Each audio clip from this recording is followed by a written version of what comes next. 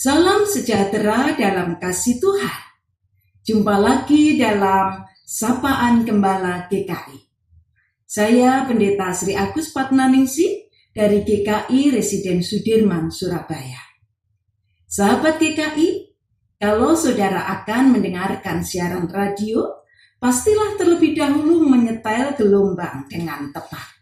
Sebab bila tidak, akan terdengar suara yang tidak enak bahkan mengganggu. Demikian pula dalam hubungan kita dengan Tuhan. Kita perlu menyetel gelombang pikiran kita untuk kita sambungkan dengan gelombang pikiran Tuhan. Sebab bila tidak, maka kita akan mudah merasakan situasi yang tidak enak, mudah dilanda ketakutan, bahkan merasa ada kesesakan. Itulah yang dialami bangsa Israel. Seperti dikisahkan dalam Bilangan 14 ayat 2 sampai dengan 4. Demikian bunyinya. Bersungut-sungutlah semua orang Israel kepada Musa dan Harun. Dan segenap umat itu berkata kepada mereka, sekiranya kami mati di tanah Mesir atau di padang gurun ini, mengapakah Tuhan membawa kami ke negeri ini, supaya kami tewas oleh pedang, dan istri serta anak-anak kami menjadi tawanan? Bukankah lebih baik kami pulang ke Mesir? Dan mereka berkata seorang kepada yang lain, baiklah, kita mengangkat seorang pemimpin, lalu pulang ke Mesir. Saudara, usai mendengar laporan dari sebagian pengintai bahwa tanah perjanjian dihuni oleh orang-orang enak, yaitu para raksasa, maka gentar dan takutlah bangsa Israel. Mereka menangis dengan suara nyaring. Mereka mengira akan memasuki tanah perjanjian dengan mudah. Tapi ternyata mereka mendengar kabar buruk. Tanah perjanjian itu harus dimasuki dengan berbagai tantangan dan rintangan yang menghadang. Dalam pikiran mereka terbayang malapetaka dan kebinasaan bila mereka meneruskan perjalanan memasuki tanah perjanjian.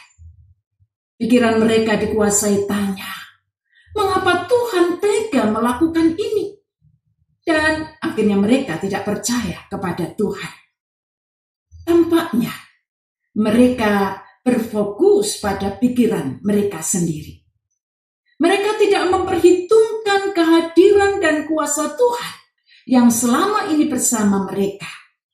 Mereka lupa bahwa selama ini mereka telah diselamatkan oleh Tuhan, dibebaskan dari perbudakan di Mesir, dituntun, dipelihara, bahkan dinaungi oleh perlindungan Tuhan yang luar biasa selama perjalanan di padang gurun. Tuhan pun memberikan kemenangan kepada mereka, hingga mereka melewati rintangan-tantangan yang berat satu persatu, karena Tuhan telah menolong mereka. Saudara, tampaknya mereka tidak menyetel pikiran agar tersambung dengan gelombang pikiran Tuhan. Akibatnya mereka dikuasai ketakutan, dan mereka pun mengambil solusi menurut pikiran mereka sendiri yang makin jauh dari tanah perjanjian yang mereka rindukan. Sahabat GKI, dalam kehidupan masa kini, bukankah kita juga sering mendengar berita-berita buruk yang menakutkan? Selama kita hidup di dunia ini, maka kita akan selalu berhadapan dengan kabar adanya bencana, pandemi, wabah penyakit yang berkepanjangan seperti sekarang ini, serta persoalan-persoalan lain yang sulit untuk kita hadapi. Di masa pandemi ini kita juga mendengar kabar-kabar yang seringkali mencemaskan kita. Ketika pandemi COVID-19 ini terus berkepanjangan, menimbulkan dampak krisis ekonomi dan dampak-dampak lain.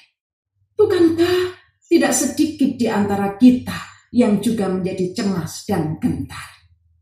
Masalahnya adalah, sudahkah kita menyetel pikiran kita untuk kita sambungkan dengan gelombang pikiran Tuhan?